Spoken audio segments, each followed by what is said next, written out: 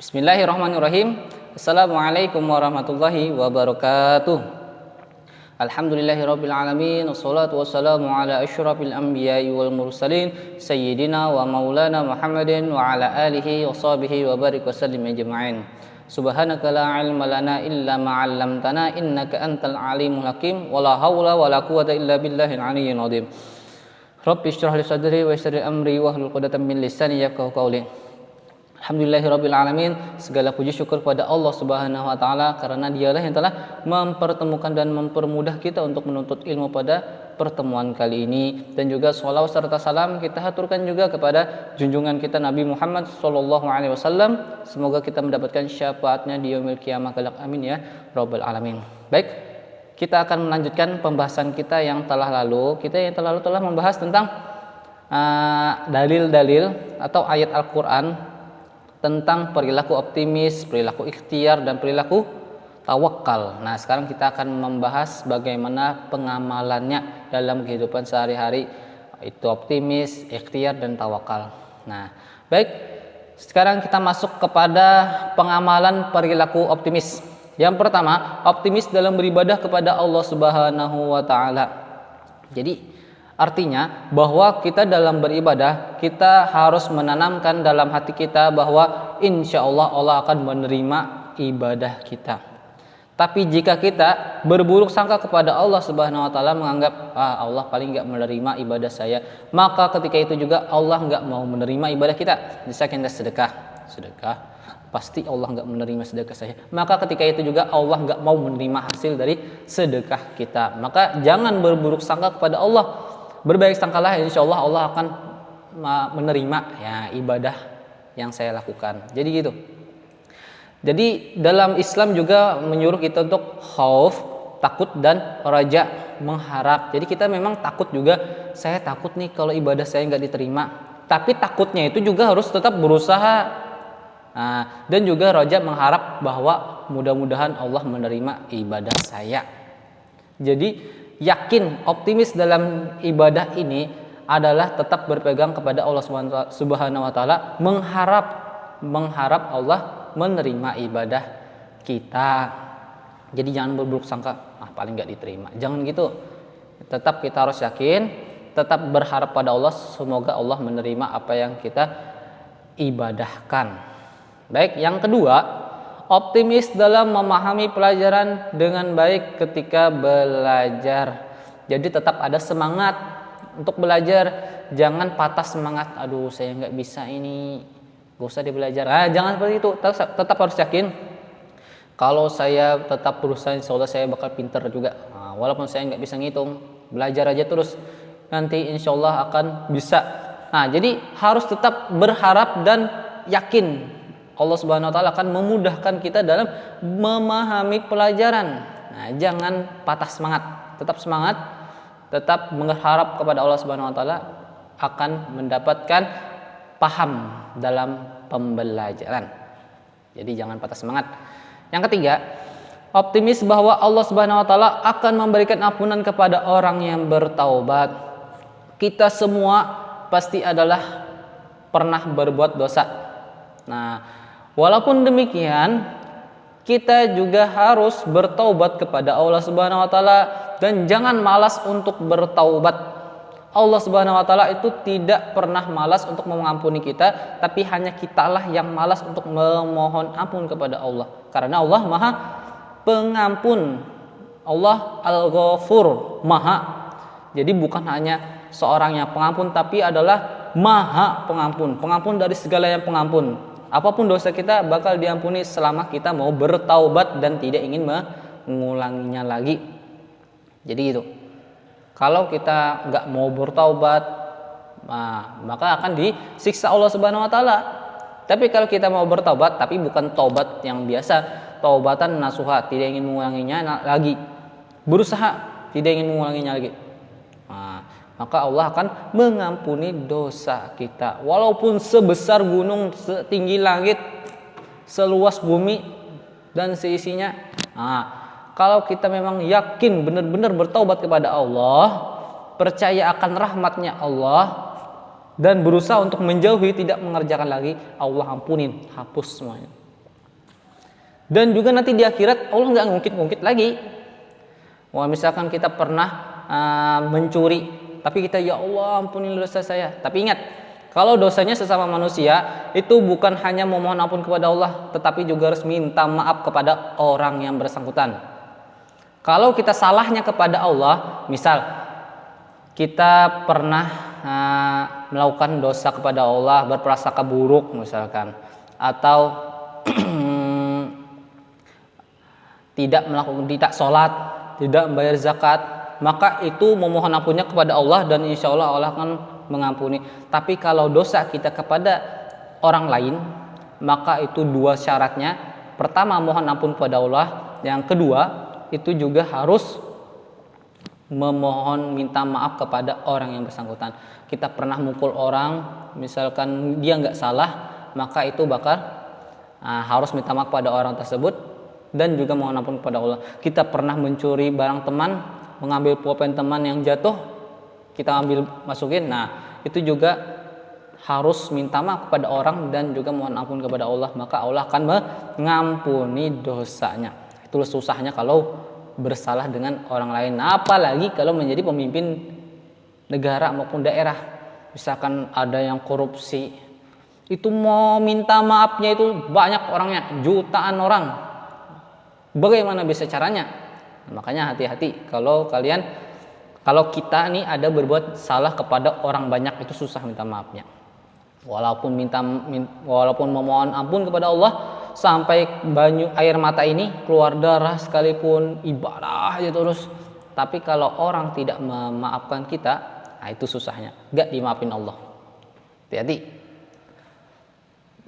Yang keempat, optimis bahwa Allah Subhanahu wa taala meridhoi manusia yang beriman dan bertakwa. Jadi kalau kita beriman kepada Allah dan bertakwa, melakukan apa yang diperintahkan Allah Subhanahu wa taala, maka insya Allah Allah akan meridhoi kita. Efek dari ridho apa? Dimasukkan Allah ke surga. Berarti Allah ridho, itu namanya.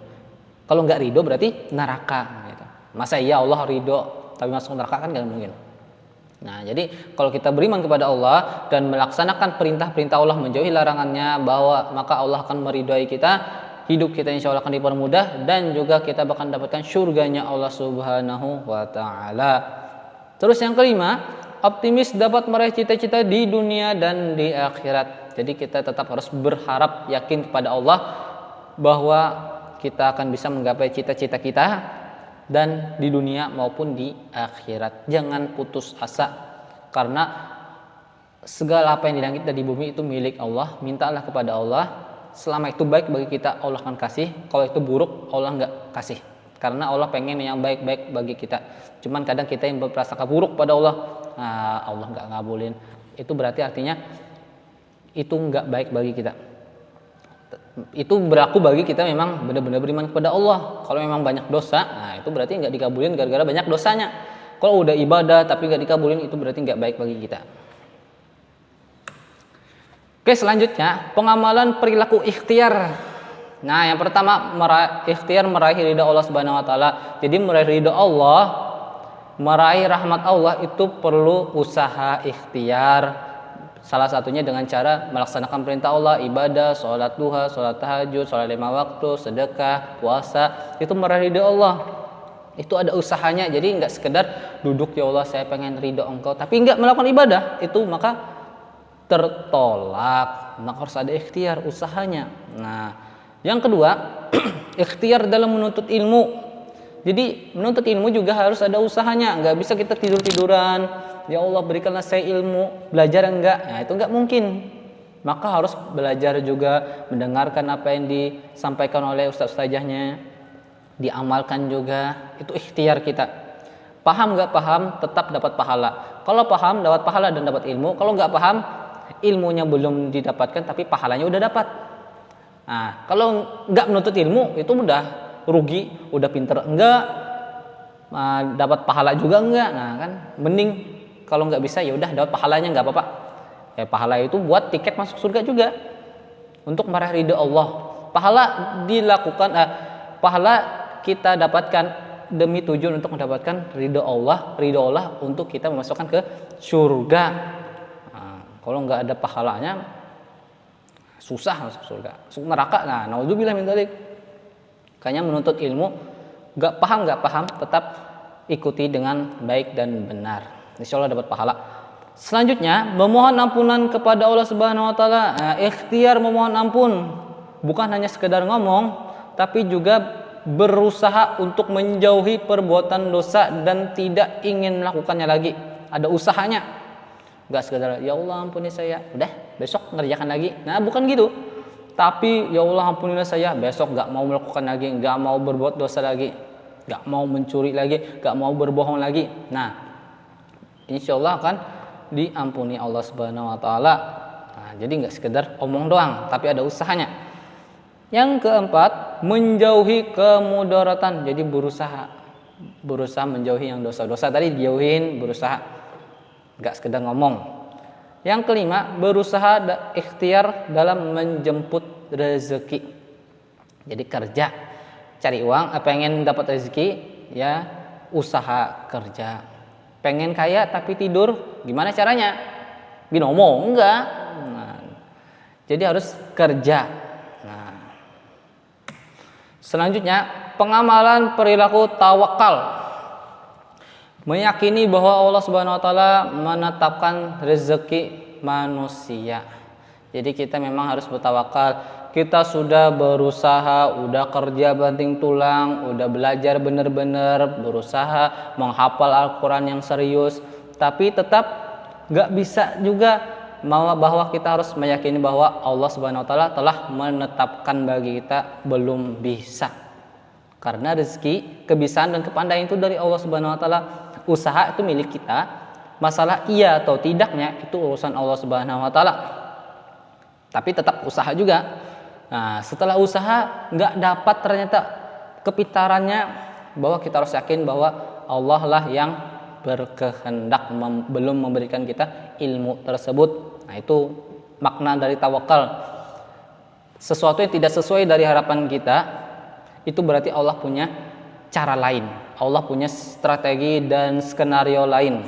Nah, karena sebaik-baik skenario itu adalah skenarionya Allah, bukan skenarionya film sinetron Indonesia, sinetron azab, maupun drama Korea. Itu cuman skenario buatan manusia yang bisa kita tebak.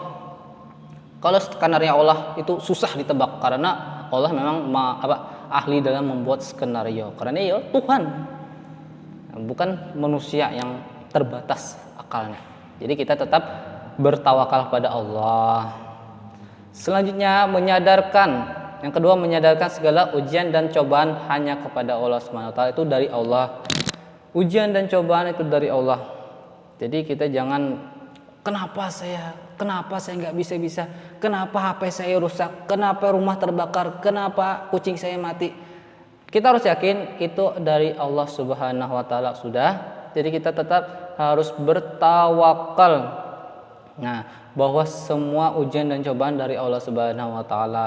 Tugas kita adalah memohon ridhonya Allah, memohon ampun kalau ada salah, mengerjakan perintah Allah Subhanahu Wa Taala dan menjauhi larangannya. Nah, yang ketiga, mensyukuri segala ketetapan dari Allah Subhanahu Wa Taala. Jadi segala ketetapan Allah kita harus mensyukurinya. Alhamdulillahirabbil alamin. Jadi segala ketetapan Allah kita harus mensyukurinya. Kalau kita tidak mampu untuk bersyukur, maka kita tetap harus dituntut untuk bersabar. Misal, HP kita hilang. Kalau kita mampu bersyukur, alhamdulillah, ya Allah, alhamdulillah HP saya hilang. Kita nggak mampu bersabar. Jadi Allah Subhanahu Wa Taala kalau kita diberikan cobaan oleh Allah, kita disuruh untuk bersabar. Nah, kucing mati, sabar. HP hilang, sabar. Kalah main, sabar. Tapi bagi orang yang udah memiliki tingkat pro yang tinggi, itu hilang HP dia bersyukur. Kucing mati bersyukur juga. Asal jangan orang tua mati. Nah, itu jangan. Orang tua meninggal bersyukur, itu nggak boleh juga.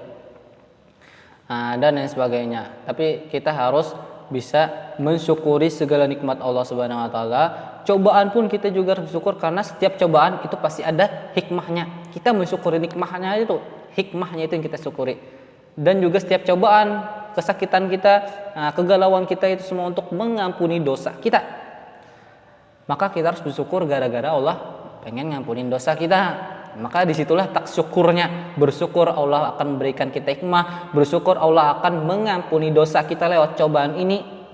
Kita nggak mampu bersyukur, bersabar, sabar, diam, nggak mencomot. Kenapa HP saya hilang ini? Salah saya apa ya Allah? Nah itu nggak bersabar, sabar.